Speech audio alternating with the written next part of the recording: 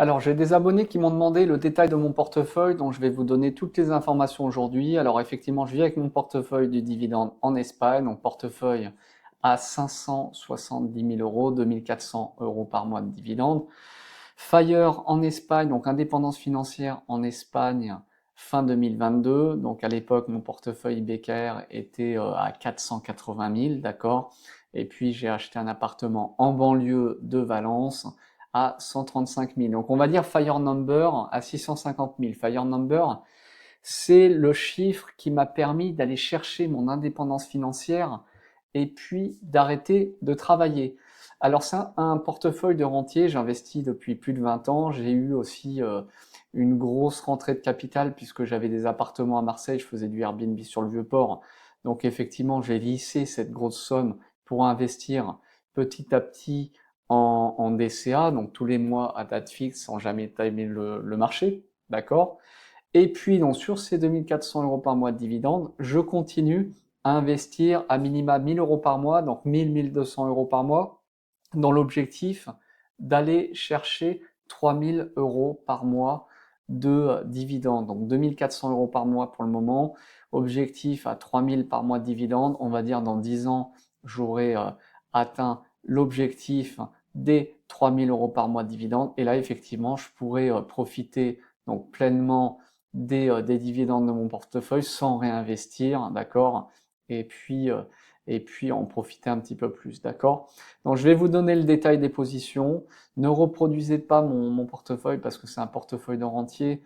Je vais vous donner les solutions à la fin, ce que vous devez faire lorsque vous commencez à zéro, vous êtes en phase de capitalisation, d'accord? Vous n'avez pas de capital, vous n'avez rien, vous voulez aller chercher votre indépendance financière. Vous devez commencer à zéro, mais là je vais vous donner, c'est pas le sujet, les positions de mon portefeuille. Donc consommation de base. Consommation de base, on est sur des stocks, donc stock picking, low volatility.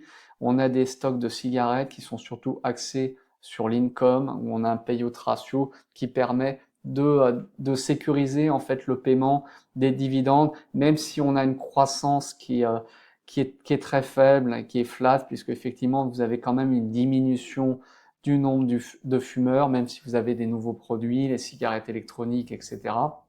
D'accord? C'est flat, mais c'est des stocks qui sont axés sur l'income. Donc British American Tobacco, on est sur l'international. Altria, c'est anciennement Philip Morris et ils ont uniquement le marché US, d'accord? Pour que vous ayez une petite idée.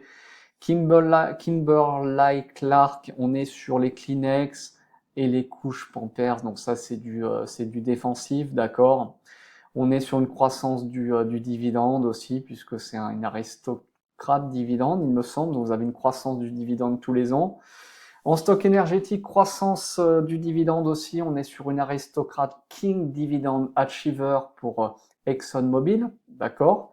Donc c'est bien d'avoir des stocks énergétiques dans votre portefeuille. On a des projets avec le bassin du Permian, etc., qui vont permettre de diminuer le point mort du prix du baril, d'accord? Donc, ce qui fait que l'entreprise est rentable et vous avez une croissance des dividendes aussi, donc je conserve, c'est très bien. Même si c'est cyclique, effectivement, vous connaissez les pétrolières, ça peut fluctuer très fortement. Ensuite, services financiers, on a du Interactive Broker par le parrainage. Legal and General Asset Manager londonien, donc basé en UK. Santé, on a du AbbVie depuis très longtemps, ils ont des brevets, etc. C'est sécurisé. Ensuite, matériaux de base, surpondération sur mon seul et unique stock en euros qui est Air Liquide au nominatif. On est sur 15,9% d'allocation. Alors Air Liquide, j'aime bien. Pourquoi? Parce que c'est un stock à low volatilité, d'accord? Et puis, vous avez un rendement sur les 15 dernières années à 10% par an. Vous avez une croissance du dividende. Donc j'aime bien ce stock en fait, si vous voulez, d'accord? C'est mon seul stock en euros et au nominatif, ok? Ensuite, on a du Rio Tinto PLC, d'accord? Alors, technologie de l'information, donc on a du 11%, on est sous-pondéré sur la technologie. Effectivement, on est sous-pondéré. Par contre, oui, on retrouve des stocks technologiques dans les stocks que j'ai dans les fonds, dans les CEF et les ETF. On a du Alibaba sur pondération sur Alibaba, 7,1% d'allocation sur Alibaba prix de revient unitaire à 190 USD, stock picking qui est défaillant pour le moment, puisque on n'a pas récupéré le stock, le prix de revient unitaire de 190 USD par share, on a 140 USD par share, mais les chiffres sont corrects, vous avez une belle croissance du cloud là sur le dernier earning report, donc je conserve à horizon 2030, je peux même garder jusqu'à horizon 2035, il n'y a pas de problème. Je veux voir une belle croissance en fait du stock de Alibaba qui mériterait d'être à plus de 140 USD par share. Du Microsoft, Alphabet, Amazon, Baidu, d'accord, bon, on est sur des petites allocations, donc 11% au total. Ensuite, stock de télécommunications, on est sur le l'income, stratégie rendement, donc croissance très faible. Mais par contre, effectivement, vous avez de l'income, vous avez des dividendes, on est sur des dividendes trimestriels, on a du Verizon, du AT&T et on a de la preferred share AT&T. Preferred share, c'est une alternative aux obligations. Vous avez les obligations, les preferred share et ensuite les common, donc les actions classiques. Immobilier, Realty Income, Monthly Dividend Company, dividendes qui tombent tous les mois, d'accord, WP Carey. Ils ont soldé une filiale de Office Right, donc je conserve. Et puis enfin, Innovative Industrial Property, donc ça c'est dans les plantes récréatives, d'accord, c'est des fermes de plantes récréatives. Donc les REITs, c'est de l'immobilier coté en bourse. Et enfin, donc vous avez les fonds, les CEF, les ETF, donc allocation US et puis international. On a surtout des stocks US puisque j'ai une habilitation UBKR Pro, donc j'ai beaucoup d'ETF et CEF US. Vous ne pourrez pas les acheter si vous n'avez pas les habilitations de Interactive Brokers, d'accord. Et on est sur les CEF ETF, on est à 47% d'allocation de portefeuille. Donc vous voyez, vous avez quand même une diversification qui est maximale et on ne surpondère pas à plus de 5%. Donc ça, c'est très bien. Alors, on m'a posé la question, Julien, est-ce que tu as des obligations? Ouais, j'ai des obligations corporate. Donc, dans le pétrole, j'ai du Ecopet colombien en USD, donc échéance 2033. J'ai du Pemex aussi à échéance 2033. D'accord? On est sur du junk. On est sur du junk bond. Attention, on est sur du BB en notation Fitch, WB. Pourquoi j'ai choisi une junk bond? Alors, parce que en fait, pour moi, il y a l'État mexicain qui est derrière. Et pour moi, si vous achetez Pemex, c'est mon avis personnel, c'est comme si vous achetez en fait une obligation souveraine du Mexique. Donc, on est sur 10% de rendement en USD avec une échéance à 2033 et on a aussi du CCL, du Carnival Corp. On a 5000 $, je la retrouve pas ici. Et on est sur des croisiéristes, en fait, croisiéristes US. Donc portefeuille 570 000, 30 000 de liquidités, donc liquidités sur Interactive Broker qui sont rémunérés au-delà de 10 000, d'accord. Donc il faut que vous ayez déjà 10 000 qui ne sont pas rémunérés et ensuite les 20 000 restants sont rémunérés à 3,83%, probablement sur des US T-bonds à très court terme, d'accord. Donc 3,83%. Ensuite, donc les dividendes, on est sur 2346 € par mois de dividendes, donc je réinvestis en fait la moitié chaque mois. À minima, je réinvestis 1000 à 1200 € par mois, donc je vis avec 1000 € et je réinvestis 1000 à 1200 € par mois. Abonnez-vous à la chaîne, je fais le renfort de mes positions le 20 de chaque mois et vous avez l'évolution de mon portefeuille, d'accord? Donc abonnez-vous à la chaîne. Et alors, pour vous, si vous devez aller chercher votre indépendance financière, Julien, qu'est-ce que je dois faire à l'heure d'aujourd'hui? Est-ce que je peux faire comme toi? Est-ce que je peux faire du stock picking et tout? Non, non, il ne faut pas faire du stock picking, d'accord?